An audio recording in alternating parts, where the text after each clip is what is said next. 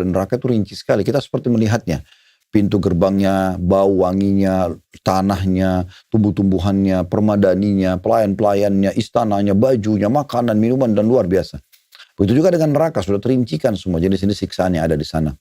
Jadi sebenarnya sudah dijelaskan semuanya. Oleh karena itu tidak ada satupun tata cara untuk ke surga atau selamat dari neraka kecuali sudah disampaikan.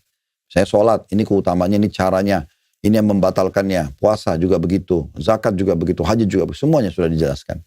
Begitu juga dengan zina, riba, segala macam sudah dijelaskan. Maka tinggal orang menjauhi saja. Nah, gitu.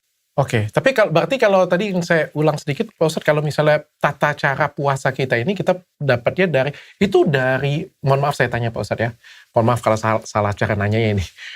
Itu kita pelajarin dari Nabi Muhammad, kita meniru ajaran apa yang beliau lakukan, atau beliau ini adalah wahyu yang turun dari Allah, yang diajarkan, disampaikan untuk umat-umatnya? Semua wahyu dari Allah, lalu Nabi Muhammad SAW yang praktikin.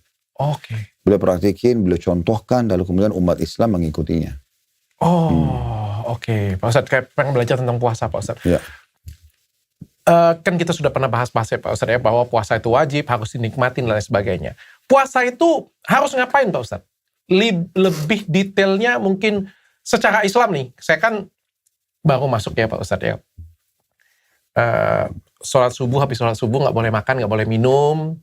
Habis itu, yang ini saya tahu ya Pak Ustadz ya, berbuka saat sholat 5 waktu, terus berbuka saat maghrib, habis berbuka saat maghrib, tarawehan, udah cuma itu aja. Sampai 30 hari, habis itu lebaran. Sebenarnya ada esensi lain nggak Pak Ustadz kalau puasa itu? Atau lebih dari itu sebenarnya?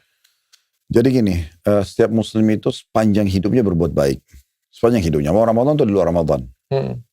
Cuma di bulan Ramadan ini dok, bulan yang Allah khususkan untuk peningkatan skill spiritual. Gitu.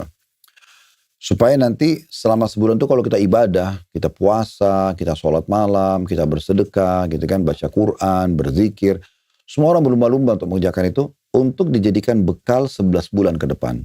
Ramadan akan datang, tingkatkan lagi. 11 bulan ke depan lebih bagus lagi. Begitu terus sampai dia bertemu dengan Allah nanti, itu dalam kondisi pahalanya maksimal. Nah gitu. Jadi Ramadan itu sebenarnya bulan pelatihan. Bulan pelatihan dan bulan mengejar prestasi terbaik. Kita baca Quran di luar Ramadan, tapi di Ramadan mungkin kita lebih giat membaca Al-Quran. Kita sholat di luar Ramadan, tapi di Ramadan kita lebih rajin lagi. Nah begitu.